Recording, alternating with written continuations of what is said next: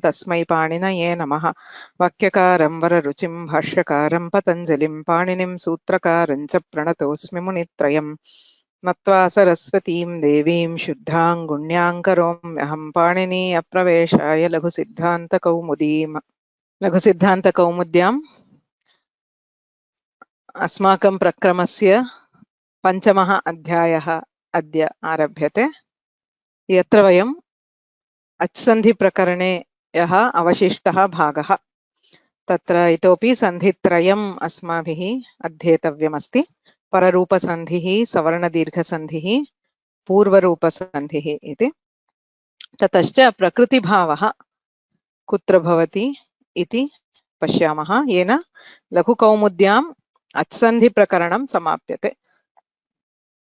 सन्धिः इत्यत्र प्रकरणत्रयम् अस्ति लघुकौमुद्याम्। अच्सन्धि, हल्सन्धि, विसर्गसन्धि। इदानीं प्रक्रमस्य पूर्वार्धे अच्सन्धिप्रकरणं समाप्यते। तदनन्तरं हल्सन्धिप्रकरणं, विसर्गसन्धिप्रकरणम् इत्येवम्। पूर्वार्धः किञ्चित् मन्दगत्या एव गच्छति, यतोहि व्याकरणस्य सर्वे मूलभूताः अंशाः अस्माभिः अत्र अधीयमानाः सन्ति। अत्र यदा किञ्चित् दार्ढ्यं सम्पाद्यते तदनन्तरं नूतनसूत्राणाम् अध्ययनं प्रायः इतोपि वेगेन भवेत् इति विश्वसिमि। पश्यामः। अस्य अध्यायस्य आरम्भतः प्राक् अत्यन्तं संक्षेपेण एतावता किम् अधीतं गतेषु अध्यायेषु इति अस्माभिः द्रष्टव्यमस्ति। आदौ अध्यायद्वये संज्ञाप्रकरणस्य सूत्राणि अधीतानि। तत्र माहेश्वरसूत्राणि आदौ दृष्टानि, प्रत्याहाराणां निर्माणं कथं भवति इति ज्ञातं, वर्णज्ञानं, संस्कृतभाषायां के वर्णाः सन्ति तेषां स्थानं, प्रयत्नः इत्येते अंशाः ज्ञाताः। तेषाम् आधारेण सवर्णसंज्ञा भवति। केषां वर्णानां परस्परं सावर्ण्यमस्ति, सावर्ण्ये सति सवर्णसंज्ञा यदा भवति तदा एकं वर्णम् उच्चार्य तत्सवर्णानां सर्वेषामपि ग्रहणं कथं करोति पाणिनिः इति दृष्टवन्तः। संहिता, संयोगः, पदम् इत्येतत् संज्ञात्रयम् अपि अधीतम्। इदं सर्वं लघुकौमुद्यां संज्ञाप्रकरणे अस्ति। अस्माभिः प्रथमे, द्वितीये च अध्याये दृष्टम्। तदनन्तरम् अच्सन्धिप्रकरणम् आरब्धम्। तत्र आदौ यण् सन्धिः तथा अयादिसन्धिः। इको एणचि एचोयवायामः वान्तोयि प्रत्यये इत्येवम् एतानि सूत्राणि, तत्सम्बद्धानि कार्याणि, परिभाषाः इत्येतत् सर्वम् अधीतं। तत्रैव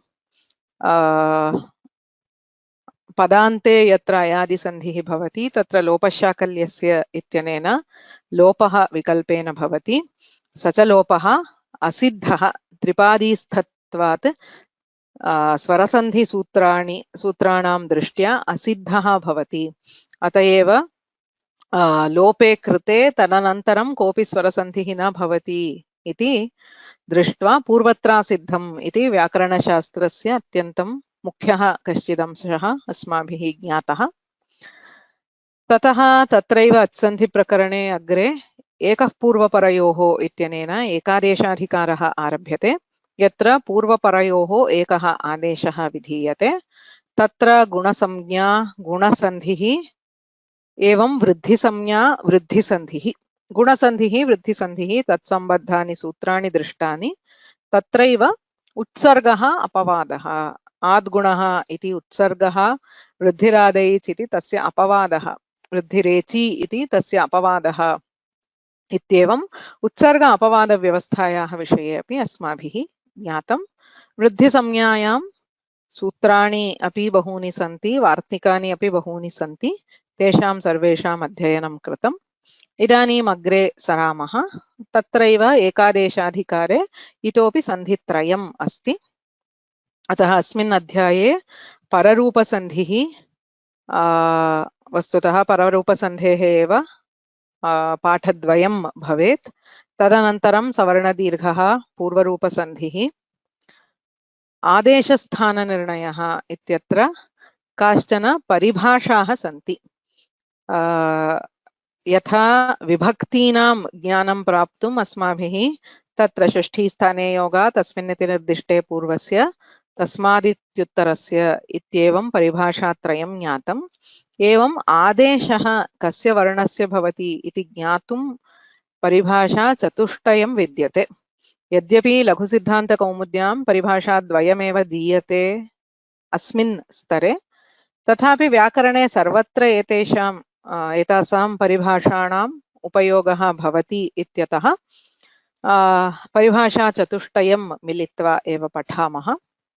तदनन्तरं गो शब्दस्य सन्धिम् अथवा सन्धेः अभावं बोधयितुं विशिष्टानि सूत्राणि सन्ति, तद्विषये पश्यामः।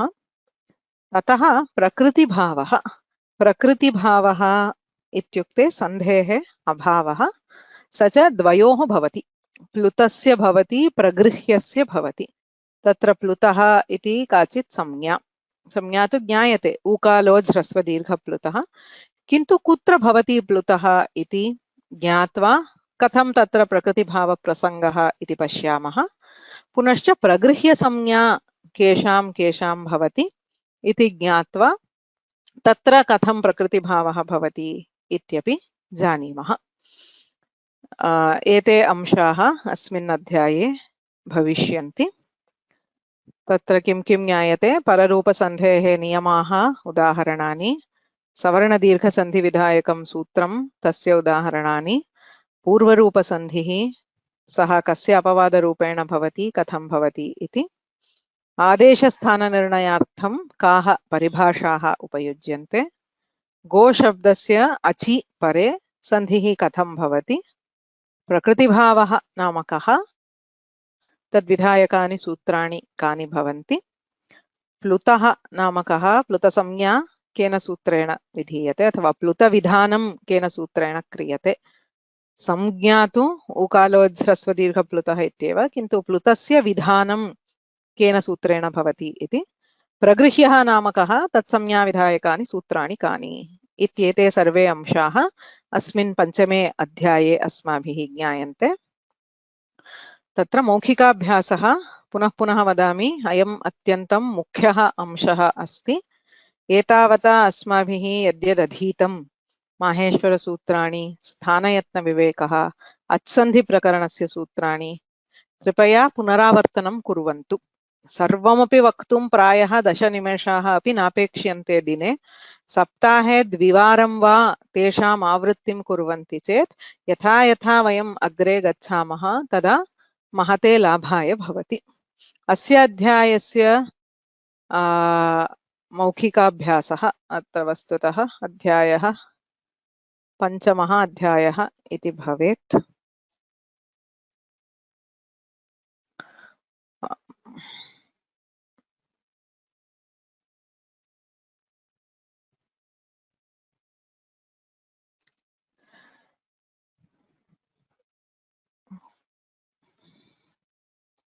अत्र वयं अष्टाध्याय्याः प्रथमाध्यायस्य प्रथमपादे 21 सूत्राणि पठामः।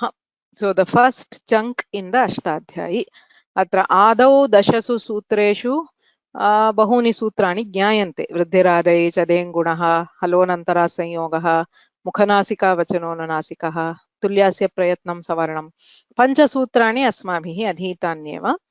तदनन्तरं यानि सन्ति तानि प्रगृह्य संज्ञा विधायकानि सूत्राणि।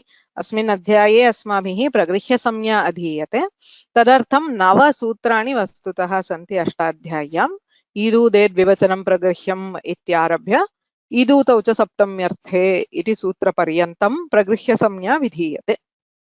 एतानि सर्वाणि सूत्राणि लघुकौमुद्यां न भवेयुः, तथापि अयं खण्डः अष्टाध्याय्याः ज्ञायते चेत् सम्यक् भवति इत्यतः अत्र वृद्धिरादैच् इति आरभ्य आद्यन्तवदेकस्मिन् इति सूत्रपर्यन्तं कण्ठस्थीकर्तुं प्रयत्नं कुर्मः।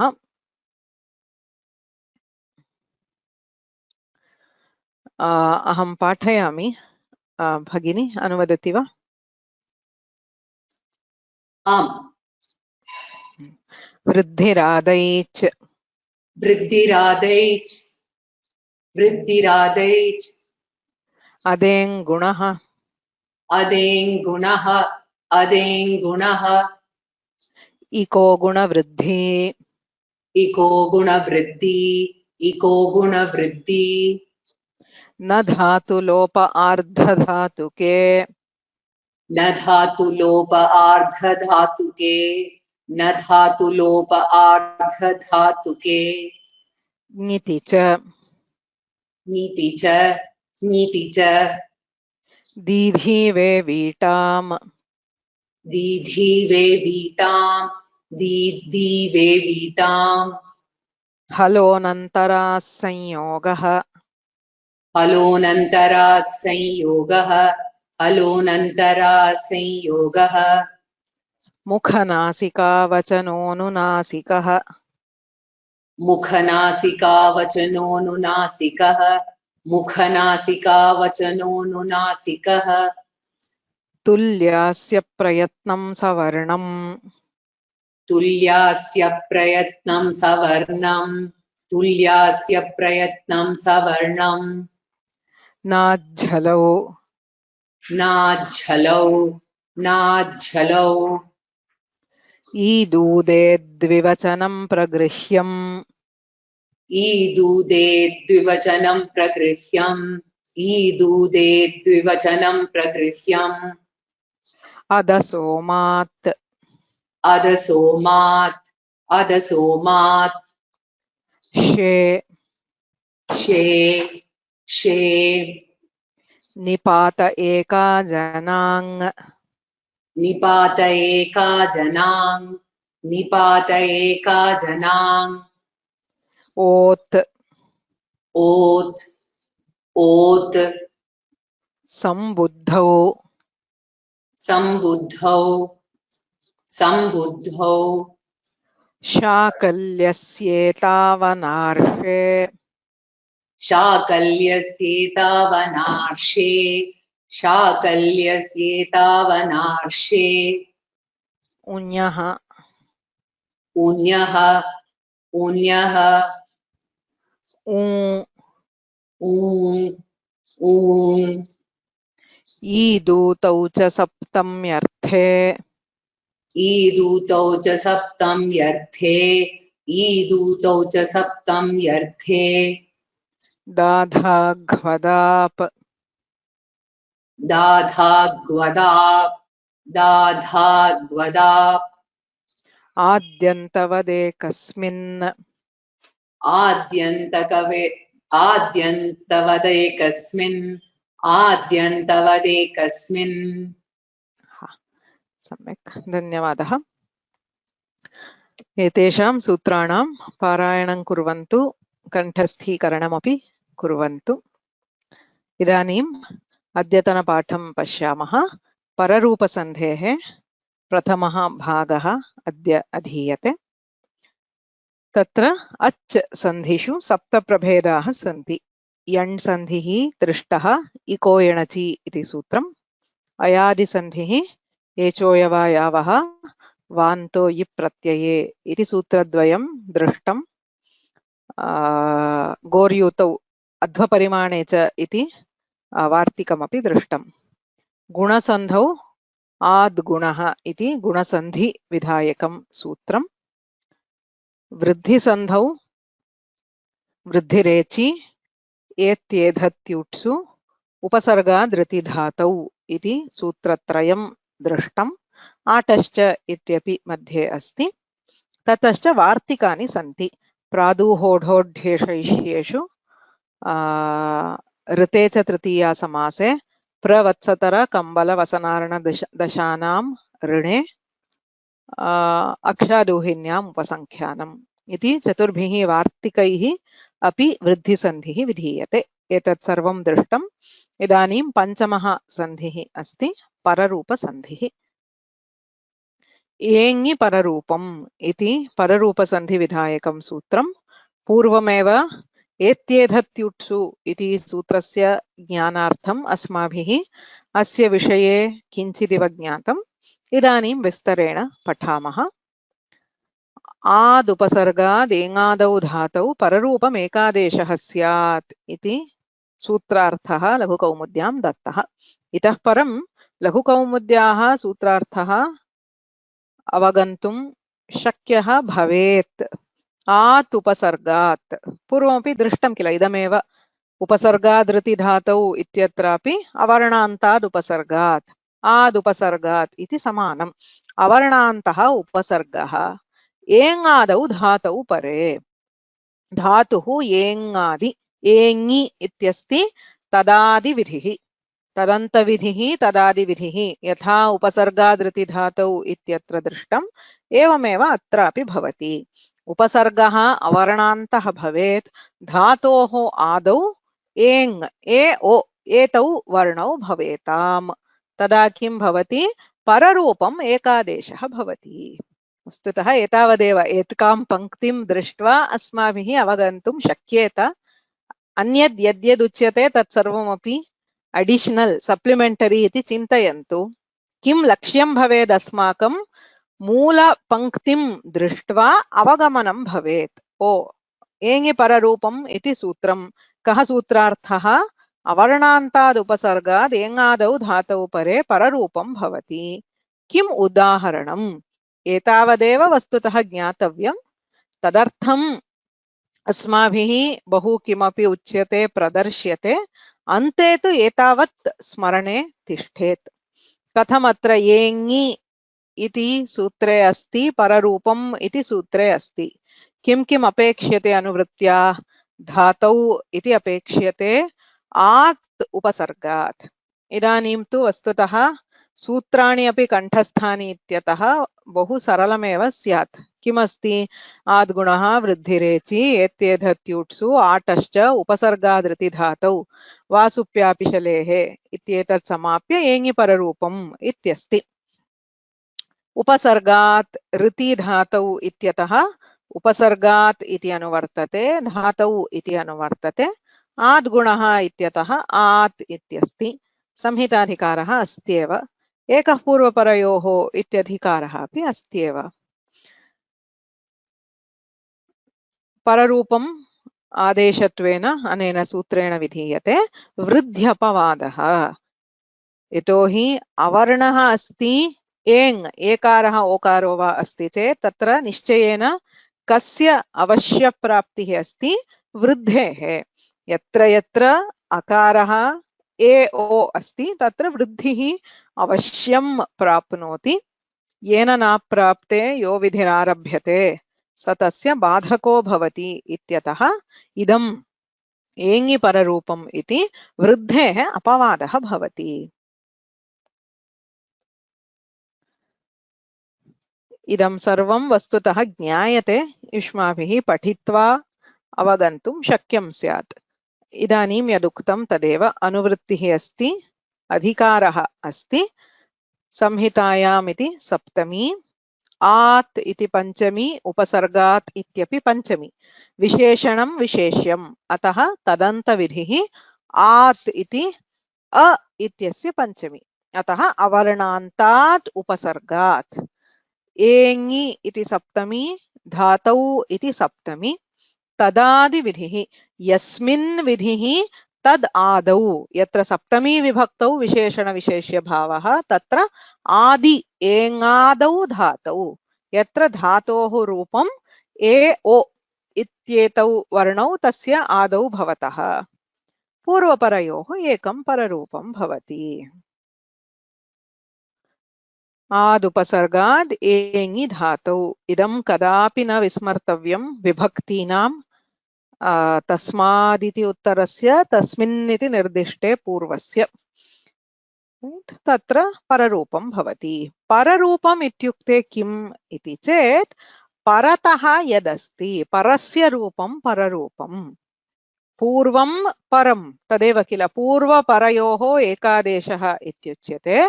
पूर्वम् अस्ति, परम् अस्ति, परस्य यद् रूपं तदेव आदेशः भवति। परतः किम् अस्ति? धातुः एङादि अस्ति चेत् ए ओ एतौ एव वर्णौ भवतः। अतः पूर्वपरयोः स्थाने परतः यः वर्णः अस्ति स एव वर्णः भवति। यदि अत्र एकारः अस्ति तर्हि एकारः आदेशः भवति, यदि ओकारः अस्ति तर्हि ओकारः आदेशः भवति इत्यर्थः। तदेव पररूपम्, परस्य रूपं पररूपम् इत्युच्यते। संहितायां सत्याम् आत् उपसर्गात्, अवर्णान्तात् उपसर्गात्। उपसर्गः नाम कः? संज्ञा अस्माभिः अधीता। उपसर्गाः क्रियायोगे प्र परा अपसम् इत्यादि 22 शब्दाः क्रियायोगे उपसर्गसंज्ञाः भवन्ति। एङि धातौ, एङ् प्रत्याहारः एओङ्, धातुः इत्यपि संज्ञा, भूवादयो धातवः इति। अतः एङादौ धातौ परे पूर्वपरयोः एकं पररूपम्। इदमेव सूत्रार्थत्वेन दीयते। अवर्णान्तः उपसर्गः कति सन्ति? तत्र गत्वा आवलिं पठन्ति चेत् प्रपरापसम् अनु अव निस् निर् दुस् दुर् वि आङ् नि अपि अधि अति सु उत् अभि प्रति परि उप एते प्रादयः। तत्र एतावन्तः उपसर्गाः अवर्णान्ताः सन्ति। प्र परा अप अव आ उप एते एव अवर्णान्ताः उपसर्गाः। अत्र तपरकरणं नास्ति, ह्रस्वः वा भवतु दीर्घः वा भवतु चिन्ता नास्ति। एते उपसर्गाः एकारादिधातुरूपम् ओकारादिधातुरूपम्। एकारादिधातुरूपम् अस्ति चेत् एकारः उभयोः स्थाने आदेशः भवति। ओकारादिधातुरूपम् अस्ति चेत् ओकारः उभयोः स्थाने आदेशः भवति इति सन्धिः। किम् उदाहरणम्? वस्तुतः गत्वा धातुपाठादिकं पश्यन्ति चेत् अधिकानि उदाहरणानि न सन्ति। एकारादि ओकारादि धातवः न्यूनाः एव। अन्येषु धातुषु अपि कदाचित् यथा इण् धातुः अस्ति चेत् तत्र गुणः भवति एति इति। यत्र धातुरूपस्य आदौ एकारः ओकारो वा दृश्यते तादृशाः न्यूनाः एव। अतः बहूनि उदाहरणानि इति न सन्ति, कानिचन उदाहरणानि सन्ति। प्र एजते इति उदाहरणं दीयते। अत्र प्र इति अवर्णान्तः उपसर्गः अस्ति। एजते इति धातुः एज्ऋ धातुः, अतः तत्र एङादि धातुः अस्ति। अवर्णान्ताद् उपसर्गात् एङादौ धातौ परे पूर्वपरयोः पररूपं नाम एकारः। सो अ प्लस् ए भवति न तु ऐ। वृद्धेः अपवादत्वेन अत्र पररूपं दीयते। पूर्वपरयोः अकार एकारयोः स्थाने एकारादेशः भवति। प्र एजते प्रेजते। तत्र एज्ऋ दीप्तौ इति धातुः। कः अर्थः? प्रकर्षेण दीप्यते, something which is glowing very bright इत्यर्थः। It glows very bright. प्र एजते प्रेजते। उप ओषति उपोषति। अत्र उषदाहे इति धातुः। यथा उक्तं धातुः एव एकारादिः ओकारादिः भवेत् इति नास्ति। यदा धातु इत्युच्यते धातोः किञ्चित् रूपं। The dhatu may have undergone some modification, it is still a dhatu. उषा इत्यत्र उकारस्य स्थाने ओकारः कृतः, किन्तु अयं धातुरेव। अतः अत्रापि सन्धिः भवति। उप ओषति उपोषति। उषदाहे नाम ज्वलति इत्यर्थः। समीपे ज्वलति उप इति प्रायेण समीपार्थकत्वं भवति। अतः ज्वलति समीपे इति अर्थः भवति। प्रेजते उपोषति इति एङि पररूपम् इति सूत्रस्य उदाहरणद्वयं प्रसिद्धम्। अन्यत्रापि भवन्ति। अग्रे अभ्यासेषु अन्यानि उदाहरणानि अपि दीयन्ते।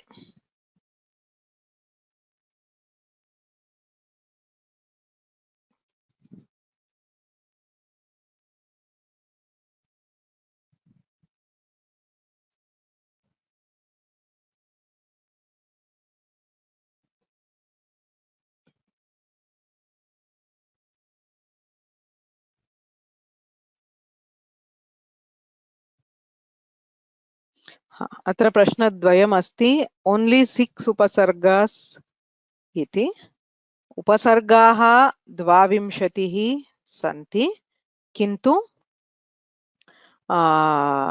अवर्णान्ताः उपसर्गाः एते एव so the avarnanta upasargas are only these. Okay. अन्यः प्रश्नः एङादि always refers to tadadi vidhi and does not mean etc.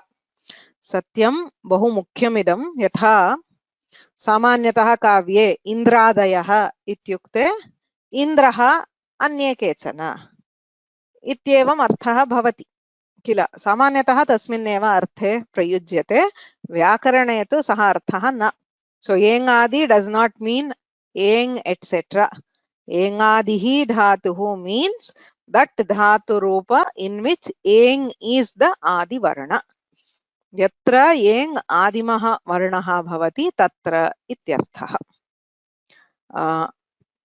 यत्र एवं किं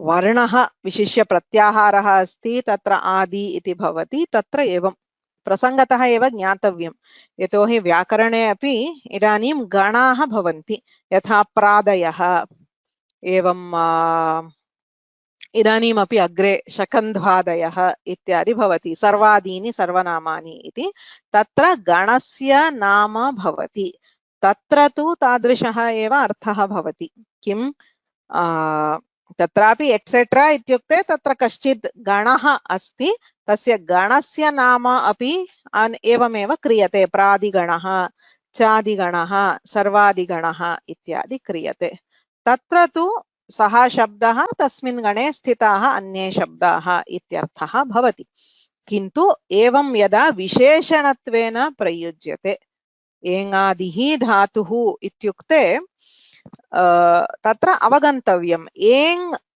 एट्सेट्रा धातुस् एङ् इस् नाट् अ धातु so saying eng and other dhatus will not make any sense when I say pradayah shabdah so pra and other shabdas so bhuvadayo dhatavah bhuva and others in the same list they are being called dhatus but when I say engadi dhatuhu eng is not a dhatu so you cannot say eng etc dhatus प्रसंगम आश्रित्य भाषायां सर्वत्रापि प्रसंगम आश्रित्य एव अर्थः अवगन्तव्यः भवति अत्र विशेषण विशेष्य भावः एवं यत्र अस्ति तत्र एङ् आदौ यस्य सः एङादिः धातुः इत्यर्थः अग्रे गच्छामः पररूपसन्धौ अपरम् एकं वार्तिकं विद्यते शकन्ध्वादिषु पररूपं वाच्यम् इति तत्र पुनः शकन्ध्वादिः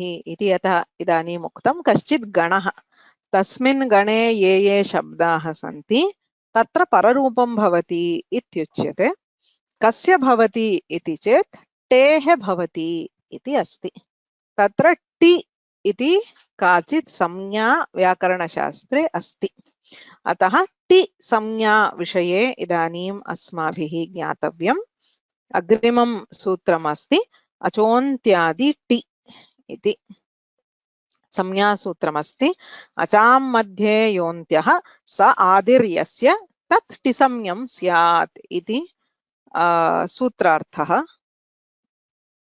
अचः अन्त्यादि टि इति त्रीणि पदानि सन्ति अस्मिन् सूत्रे अचः इति षष्ठी अन्त्यादि इति प्रथमा टि सो इदं संज्ञासूत्रमस्ति टि इति संज्ञा अनेन सूत्रेण दीयते कः अर्थः इति चेत्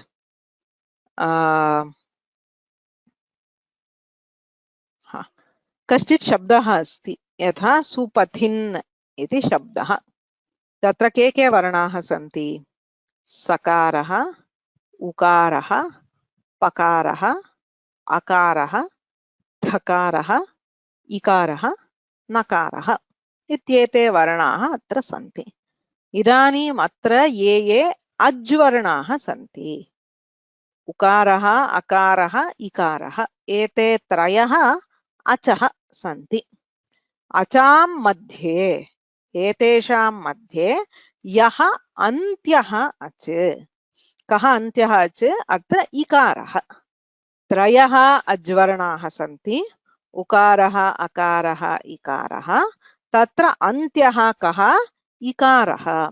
अचां मध्ये यः अन्त्यः सः आदिः यस्य इत्युक्ते ततः आरभ्य अग्रे ये वर्णाः सन्ति तेषां सर्वेषाम् अस्य समुदायस्य टि इति संज्ञा भवति। तर्हि अत्र टि संज्ञा कस्य इति चेत् इन् इत्यस्य टि संज्ञा। अचां मध्ये यः अन्त्यः सः आदिः यस्य समुदायस्य। To explain in English, whenever you take any particular word or a particle, so there can be multiple vowels, ach letters in that. So we take the last ach, starting from the last ach, whatever comes. So what will come? It can only be a consonant. यतोहि अचां मध्ये अयमेव अन्त्यः अच्। अग्रे किं भवितुमर्हति? हल् वर्णाः, एकः वा द्वौ वा त्रयः वा हल् वर्णाः भवितुमर्हन्ति। अन्तिमः अज्वर्णः, तदनन्तरं विद्यमानाः सर्वेपि हल् वर्णाः, तेषां समुदायस्य टि इति संज्ञा दीयते व्याकरणे। अचां मध्ये यः अन्त्यः सः आदिः यस्य। सो अस्य इन् इति समुदायस्य आदिः कः? इकारः। सः इकारः कीदृशः? अचां मध्ये अन्त्यः। The last vowel and any consonants that follow. So that group is called T. T iti, it's a purely artificial samgya given for the purpose of Vyakarana operations. यदि अन्त्ये अच् एव अस्ति तर्हि किं भवति? सीता इत्यस्ति। तत्र सकारः, ईकारः, तकारः, आकारः। अचां मध्ये ईकारः आकारः इति द्वौ अज्वर्णौ स्तः। अचां मध्ये यः अन्त्यः आकारः सः आदिः कस्य? आकारस्यैव। यदि अन्ते अजेव अस्ति तस्यैव टि संज्ञा भवति। यदि अन्त्ये हल् वर्णाः सन्ति तर्हि अन्तिमादचः आरभ्य टि संज्ञा भवति। So if the word is ajanta, the last ach is called ti. If the word is halanta, the last ach along with any consonants which follow is called ti. Idam samgya. Ti iti samgya bhavati. अन्ते विसर्गः भवति चेत् इति प्रश्नः अस्ति। वस्तुतः सः प्रश्नः अत्र न भवति। वस्तुतः सः प्रश्नः विसर्गः अन्ते अस्ति चेत् किं भवति इति। विसर्गः अस्ति चेत् तत्र टि संज्ञायाः प्रसक्तिरेव नास्ति। विसर्गः व्याकरणे अन्ते त्रिपाद्यामेव उत्पद्यते। इत्युक्ते अष्टमाध्यायस्य तृतीयपादे एव विसर्गस्य उत्पत्तिः अस्ति। तदनन्तरं तस्य किञ्चित् किं परिवर्तनम् अस्ति। तत्र टि संज्ञायाः उपयोगः नास्ति व्याकरणे। It's a theoretical question. Theoretically विसर्गः अज्वा हल्वा इति चेत् तद् उभयथापि भवति। विसर्गस्य अच्त्वं हल्त्वम् उभयमस्ति। यत्र अपेक्ष्यते तत्र उभयोः ग्रहणं भवति। किन्तु टि संज्ञायां तस्य प्रसङ्गः न भवति। So टि संज्ञा in Vyakarana is not used in the context of Visarga.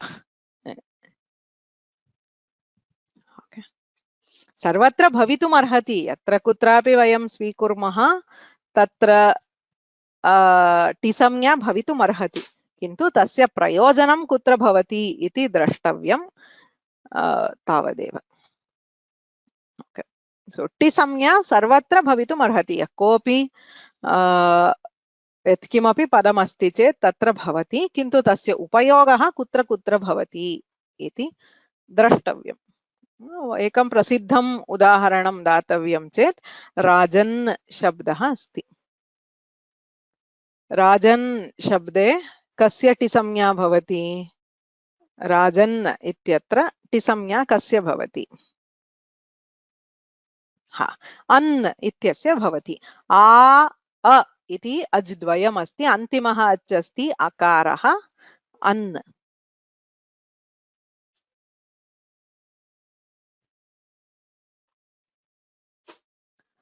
इति अन् इत्यस्य टिसंज्ञा भवति।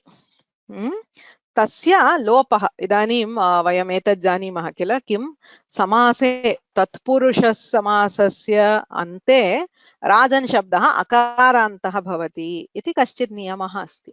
किमर्थं सः अकारान्तः भवति इति चेत्, उदाहरणार्थं महाराजन् इति शब्दः अस्ति। यदा समासं कुर्मः महान् राजा इति, महाराजन् इति तत्र प्रातिपदिकम् अस्ति। अग्रे टच् इति कश्चित् प्रत्ययः अस्ति। राजाः सखिभ्यश्टच् इति सूत्रमस्ति। टच् इत्यत्र अकारः प्रत्ययः। सो महाराजन् प्लस् अ इत्यस्ति। अत्र किं भवति? टि लोपः इत्युच्यते। टेः लोपः भवति। तर्हि टि लोपः इत्युक्ते कस्य लोपः भवति? अन् इत्यस्य लोपः भवति। अत्र किं शिष्यते? महाराज इत्यस्ति, अन् इत्यस्य लोपः भवति। अग्रे अकारः प्रत्ययस्य।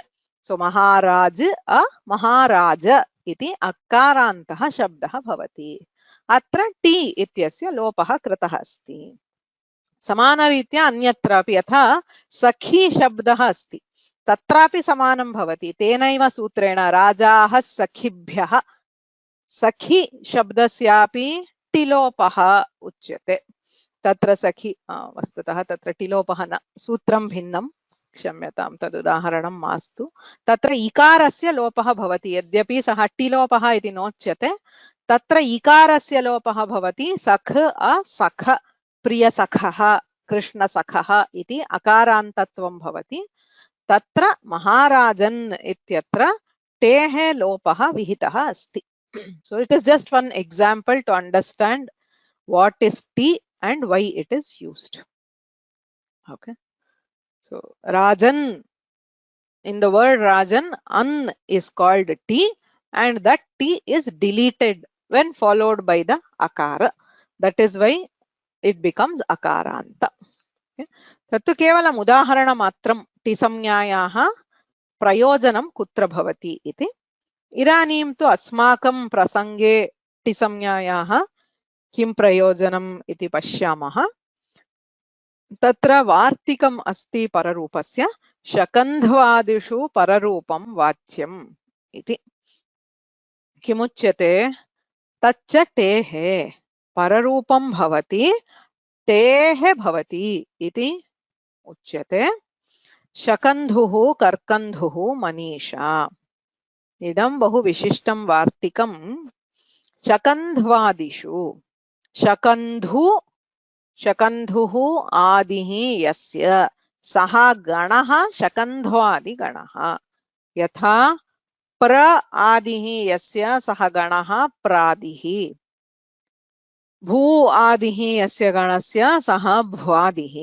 एवं शकन्धु इति शब्दः यत्र गणस्य आदौ अस्ति, सः गणः शकन्ध्वादिगणः इत्युच्यते। तस्मिन् गणे पठितानां शब्दानां टेः पररूपं भवति इति वार्तिकस्य अर्थः। इदं किञ्चित् विशिष्टं वार्तिकम्। एतावता अस्माभिः यानि वार्तिकानि दृष्टानि, यथा अध्वपरिमाणे च इत्यत्र किम् उक्तं? गोः यूतौ, when you have go शब्द and you have युति शब्द, तत्र अवादेशः भवति। अक्षात् ऊहिन्याम्, अक्ष शब्दः अस्ति, ऊहिनी शब्दः अस्ति, तयोः वृद्धिः भवति। एवं प्रादुः शैष्येषु सर्वत्र कथम् उक्तं वार्तिककारेण? एवं पूर्वं किमस्ति, परं किमस्ति तदुक्त्वा तयोर्मध्ये वृद्धिः भवति इति उक्तम्। अत्र अस्मिन् गणे तु किमुच्यते, तत्र सिद्धानि पदानि एव दीयन्ते. There are ready-made words which are given in the gana, and he says in all these words pararupa has already been done. He is giving a form after doing the pararupa. Atra pararupam kurvantu purvam idam bhavati param idam bhavati pararupam kurvantu iti nochyate.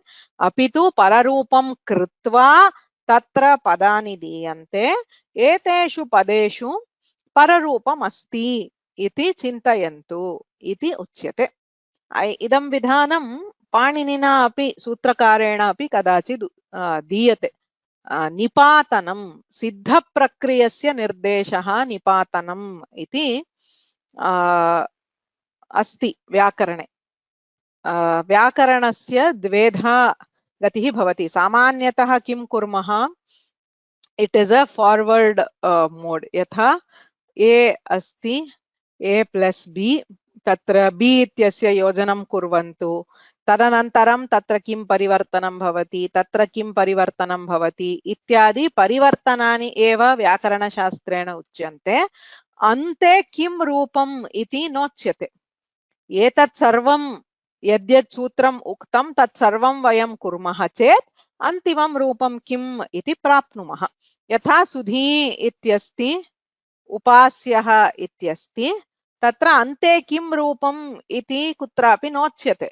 सुधी उपास्यः इति भवति, वयं किं किं सूत्रं भवति, इको एणचि इत्यनेन एण् भवति, तदनन्तरं किं भवति स्मरन्ति वा? सुधी उपास्यः इत्यस्ति चेत् आदौ इको एणचि इत्यनेन एण् क्रियते चेत् सुध य उपास्यः इति भवति. तदनन्तरं किं भवति, कस्य सूत्रस्य प्रसक्तिः? अनचि च इत्यनेन धकारस्य द्वित्वं भवति, तदा ध ध य इति भवति. तदनन्तरं किं भवति?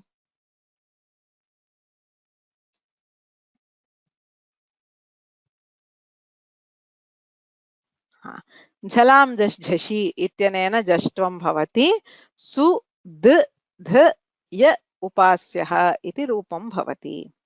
अत्र सर्वत्र किं दत्तं सूत्रैः इति चेत् कुत्र एतादृशं कंडीशन अस्ति चेत् एवं भवति इत्येव दीयते, अन्तिमं रूपं न दीयते. सामान्यतः अयमेव विधिः व्याकरणशास्त्रे दृश्यते. किन्तु कदाचित् किं करोति पाणिनिः वा वार्तिककारः वा अन्तिमं रूपमेव यच्छन्ति. अत्र शकन्धुः इत्युक्ते it is a final readymade form. तत् कथम् आगतम् इति अस्माभिः बैकवर्ड कैलकुलेशन किञ्चित् कृत्वा ओ अत्र पररूपं कृतमस्ति इति अस्माभिः ज्ञायते. सामान्यतः पूर्वोक्तः विधिरेव, कदाचित् तत्र किं कारणम् इत्यादि यथा अग्रे पठामः तदा ज्ञायते. So this is a collection of related words यत्र पररूपं कृतमस्ति.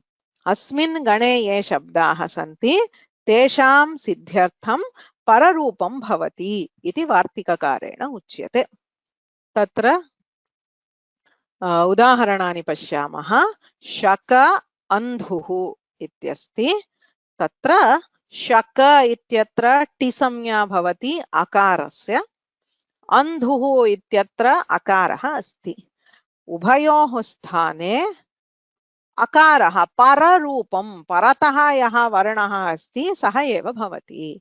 वस्तुतः अकाराद् अकारे परे किं भवेत्, अकसवर्णे दीर्घः इत्यनेन सवर्णदीर्घः भवेत्, किन्तु अत्र पररूपं दीयते.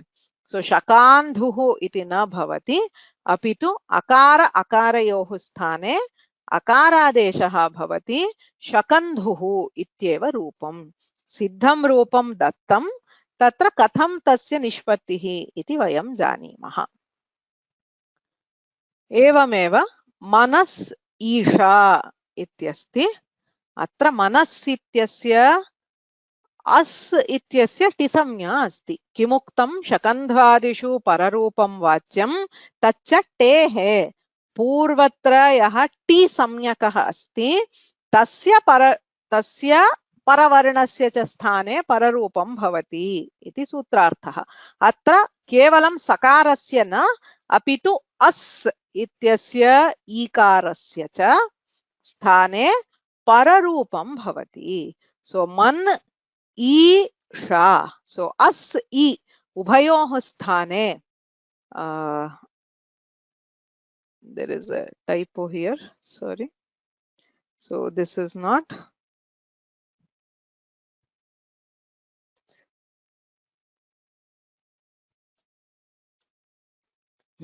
अस् अकारयोः स्थाने ईकारः आदेशः भवति।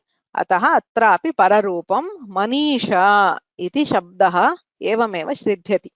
शकन्ध्वादिगणे मनीषा इति शब्दः दत्तः। बुद्धिर्मनीषा धिषणा धीः प्रज्ञा शेमुषी मतिः इति अमरकोशः। मनीषा इत्युक्ते बुद्धिः। तत्र कथं निष्पत्तिः? मनस् ईशा। तत्र टी संज्ञकस्य परवर्णेन सह सन्धौ पररूपम् एव एकादेशः भवति। एवञ्च मनीषा इति रूपं सिद्ध्यति इति ज्ञातव्यं भवति। So basically Shakandhvadigana is a collection of what do you say, totally exceptional words. They don't have something common in them. Like say in Manas Isha sandhireva na bhavati, vastutah sandhehe अथवा सकारस्य स्थाने रुत्वं भवति mana isha iti. So there is something else that will happen. In shaka andhuhu savarna dirghasya praptihi asit. अत्र तु सकारस्य स्थाने रुत्वं भवति, तस्य यकारः लोपः। यथा अर्जुन उवाच एवम् अत्रापि लोपस्य प्रसक्तिः. So it's a miscellaneous collection of words. What do they all have in common? Is only pararupa. अतः पदं दत्वा तेषां सिद्धौ पररूपं कृत्वा वयं साधयितुं शक्नुमः। एते साधु शब्दाः एतेषां सिद्धौ पररूपम् उपयुज्यते इति उच्यते। तत्र के शब्दाः सन्ति शकन्ध्वादिगणे इति चेत् शकन्धुः, शकन्धुः, शकस्य अन्धुः शकन्धुः।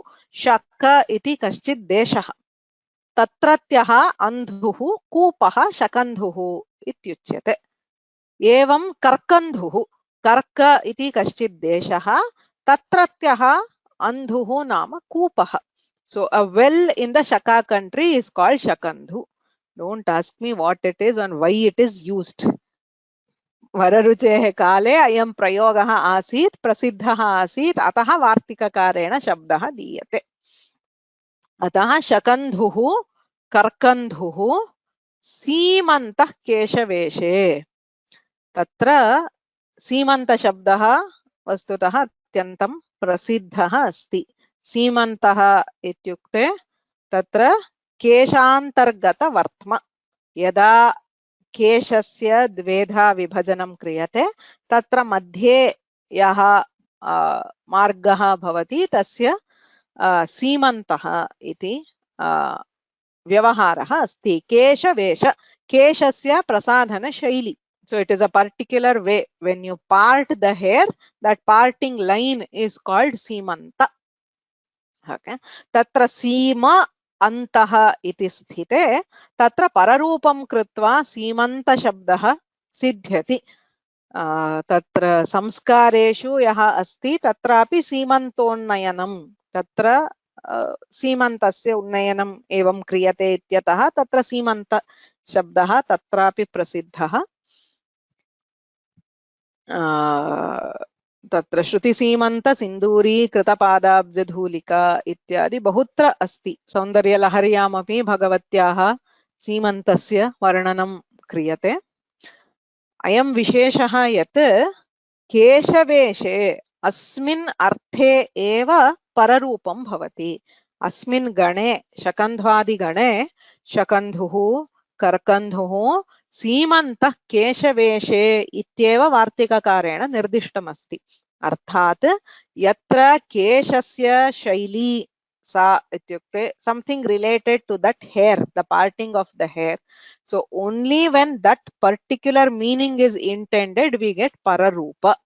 In a normal case, if you have seema plus anta, tatra savarna dirgham kurmah chet seemantaha. Seemnaha antaha, the end of the border. यथा भारतस्य या सीमा भवति तस्याः अन्तः इति चेत् तत्र तु सीमान्तः इत्येव रूपं भवति. That is not related to the केशवेश. So व्याकरणे सीमंत शब्दः साधुः वा सीमांत शब्दः साधुः वा इति चेत् उभयं साधु, किन्तु अर्थभेदः अस्ति. यदा केशस्य विषये उच्यते तत्र पररूपं भवति सीमन्तः इत्येव शब्दः साधुः. यत्र तु भिन्नः अर्थः अस्ति. सो सीमायाः अन्तः सीमान्तः इत्यत्र तु पररूपं न भवति, सवर्ण दीर्घ संधिः भवति. So even grammatical operations do depend on the meaning sometimes wherever they have that particular connotation. अग्रे हलीशा, हल ईशा हलीशा. हलं लाङ्गलम् इत्युक्ते the plow, कृषिकर्मार्थं यदुपयुज्यते तस्य हलं, तस्य ईशा नाम दण्डः. The handle of the plow is called halisha. Tatra hala isha ityatra gunasandhau prapte anena pararupam kriyate halisha iti bhavati. So manas isha manisha idam tu drishtam. Manasaha isha buddhihi. So it's figuratively, the intelligence is something which is the handle of the mind, that which is used to control the mind. So ataha manasaha isha manisha nama buddhihi ityarthaha.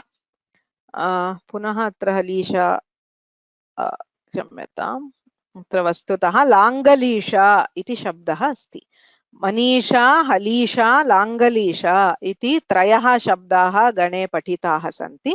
लाङ्गलीशा इत्यस्य अर्थः समानः. हलीशा इत्यस्य यः अर्थः स एव अर्थः लाङ्गलीशा. लाङ्गलस्य ईशा नाम लाङ्गलदण्डः इत्यर्थः. ततः अस्ति पतञ्जलिः. पतञ्जलि शब्दः अपि अस्मिन् गणे एव अस्ति, तथैव निष्पन्नः.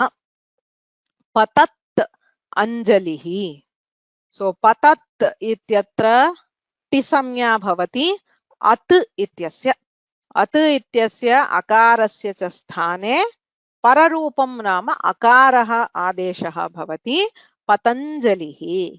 कः अर्थः? पतन् अंजलिः यस्मिन्. अंजलिः इति चेत् उभयोः हस्तयोः इयमेव अंजलि मुद्रा.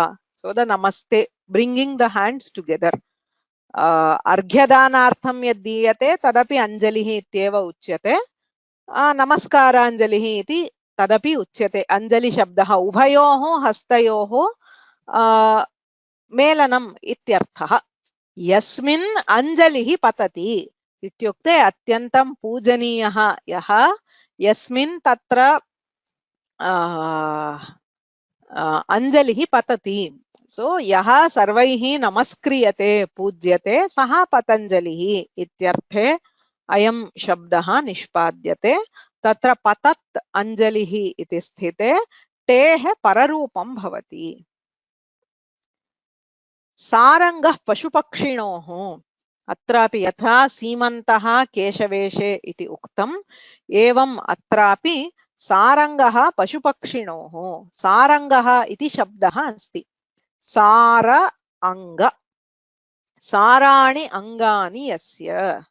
सार शब्दस्य वस्तुतः बहुधा अर्थाः सन्ति. सार शब्दस्य बलम् इत्यर्थः अस्ति. Essence, strength, also grace, delicate इत्यपि अर्थः अस्ति. बहुषु अर्थेषु सः शब्दः अस्ति. चातके हरिणे पुंसि सारङ्गः इति अमरकोशः. तत्र चातकपक्षी इति कश्चित् पक्षी अथवा हरिणः, a type of deer is called saranga. So when this word indicates either a bird or an animal, Pashuhu ityarthe athava pakshi ityarthe pararupam bhavati tada sarangaha iti rupam bhavati. Yatra tu अन्यः एव अर्थः यथा कस्यचित् अङ्गानि कश्चित् मनुष्यः भीमः तस्य अङ्गानि अत्यन्तं साराणि नाम अत्यन्तं बलवन्ति सन्ति तदा तु साराङ्गः इति रूपं भवति यथा सीमन्तः सीमान्तः इत्यत्र अर्थभेदः एवं सारङ्गः साराङ्गः यत्र पशुः अथवा पक्षी विवक्ष्यते तत्र पररूपं भवति सारङ्गः इति रूपम् यत्र तु अन्यः कश्चित् अर्थः भवति तत्र साराङ्गः इति अपि शब्दः साधुः अर्थः कः इति ज्ञातव्यम् based on the context we will know the meaning एवं च एते शब्दाः शकन्धुः कर्कन्धुः मनीषा हलीषा लाङ्गलीषा पतञ्जलिः सीमन्तकेशवेशे सारङ्गः पशुपक्षिणोः एते सर्वे शब्दाः शकन्ध्वादिगणे वार्तिककारेण पठिताः एतेषां शब्दानां निष्पत्तौ पररूपं भवति इत्यर्थः जस्ट अ मोमेंट समयः अतीतः अत्र अन्यः अपि कश्चित् अंशः अस्ति अस्य शकन्ध्वादिगणस्य विषये वक्तव्यमस्ति अस्तु समापयामः द्वित्राणि निमेषान् अतिक्रम्य समापयामि यतोहि अनेन अयं खण्डः समाप्यते शकन्ध्वादिगणः आकृतिगणः इत्युच्यते अति विशिष्टः अयं शब्दः तत्र गणपाठः इत्यस्ति गणपाठः इत्युक्ते किं यत्र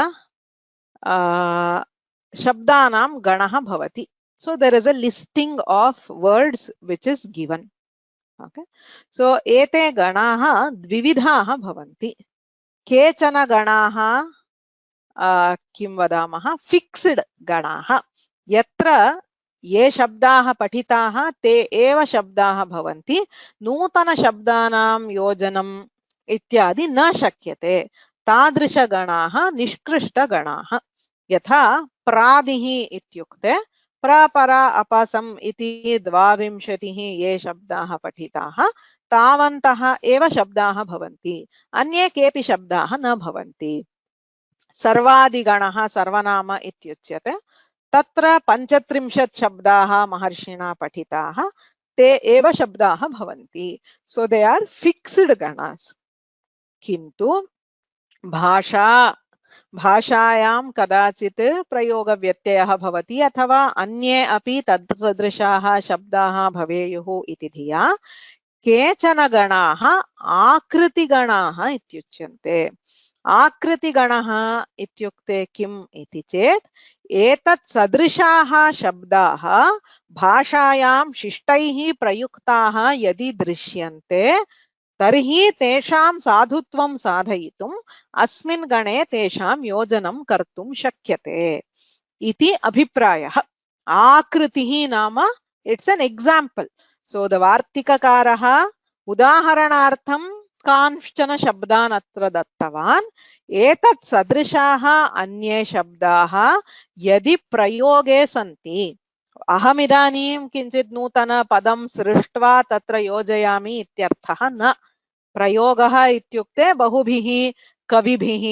ऋषिभिः विद्वद्भिः यदि तादृशाः शब्दाः प्रयुक्ताः सन्ति तदा अत्रैव तेषां योजनं कर्तुं शक्यते इत्यर्थः उदाहरणम् एकं बहु प्रसिद्धमेव मार्तण्डशब्दः अस्ति सूर्यः इत्यर्थे मार्तण्डशब्दः अस्ति मार्ताण्ड इत्यपि अस्ति किन्तु प्रसिद्ध्या तु मार्तण्डः इत्येव विकर्तनार्क मार्तण्ड मिहिरारुणपूषणः इति अमरकोशे मार्तण्डः चण्डमार्तण्डः इत्यादि शब्दाः सन्ति कथं सः शब्दः निष्पाद्यते इति प्रश्नः यतोहि मार्तण्डः नाम कः इति चेत् मृतात् अंडात् जातः। कुत्रचित् पुराणे काचित् कथा अस्ति, किञ्चित् मृतम् अंडम्, अ डेड एग्, ततः जातः सूर्यः इति कुतश्चित् पुराणे अस्ति। तत्र मृत अंड इति यदा सन्धिः क्रियते तदा मृतांड इति भवति। सामान्य सवर्ण दीर्घ संधिं कुर्मः चेत् मृतांड इति भवति। तस्मात् जातः मार्ताण्डः इत्येव शब्दः निष्पाद्यते। We cannot derive Martand using the normal rules of grammar. तदा किं क्रियते? अयं शब्दः प्रसिद्धः अस्ति, वेदेषु अपि अस्ति, लोके अपि अस्ति, अत्यन्तं प्रसिद्धः। अतः किमुच्यते? मृत अंड इत्यत्र अनेन वार्तिकेन शकन्ध्वादिषु पररूपं वाच्यम् इति वार्तिकेन पररूपं क्रियते। यथा शक अन्धुः शकन्धुः, मृत अंडः मृतण्डः, मृतण्डात् जातः मार्तण्डः इति रूपं सिद्ध्यति। Even though the Vartikakara has not explicitly mentioned Martanda Shabda in the Gana, this Gana is accepted to be an Akriti Gana. This acceptance is not what I do or you do. Tatra Vyakarana Paramparayam Bhashyakaradh Arabhya Kechana Ganaha evam Akriti Ganaha. Etat Sadrishaha Anye api Shabdaha Prayuktaha Chet तत् समर्थनार्थम् अत्र योजनं क्रियते। एवं च मार्तण्ड शब्दः लोके प्रसिद्धः अस्ति।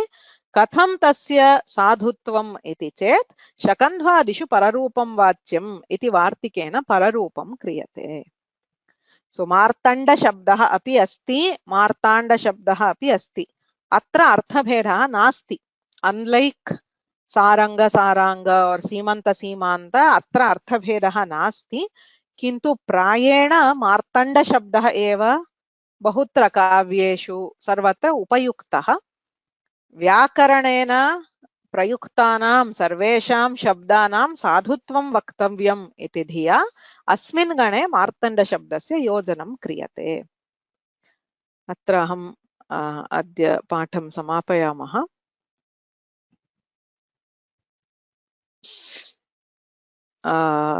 प्रश्नाः सन्ति जानामि, अहं दृष्ट्वा I'll either put it in the Excel sheet or we will maybe discuss in the beginning of the next class. Okay.